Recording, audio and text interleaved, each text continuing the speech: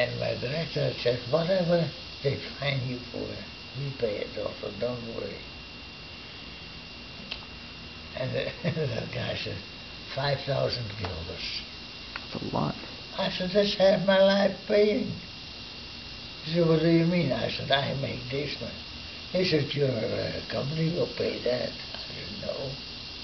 I said, I have to pay because we are in charge and everybody takes the responsibility. I was bluffing there, but anyway, he said, okay, 50. However, he said, if you ever do it again, then you get really the big loot. So I come back in the office, and the director said, how much is your? I said, $5,000. He said, that's exactly what I thought you would.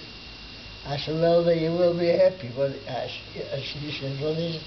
I said, $50. I said, how the hell did you do that? And I told him, and he started to laugh. He said, my God, we'll send you everywhere.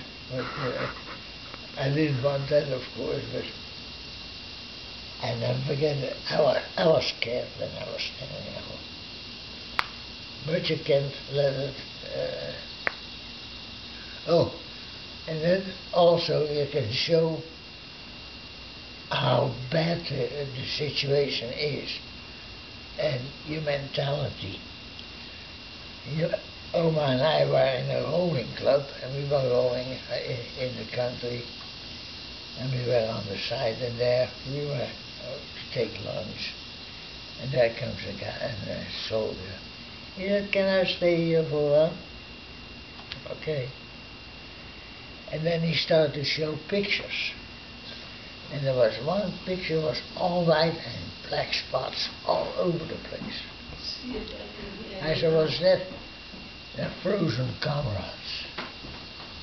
And we already said quite quick, too much white, not enough black. That's how mean and rotten you get. Anyway, because we thought it would be good if it was all black. Because that soldier was the best soldier. The best German soldier, of course. Mm-hmm. I can hear you now, but I can't hear. I don't make a sentence out of it. Okay, well, sit down here. Yeah, No, it doesn't matter. I miss half the stuff anyway. That's okay. Okay.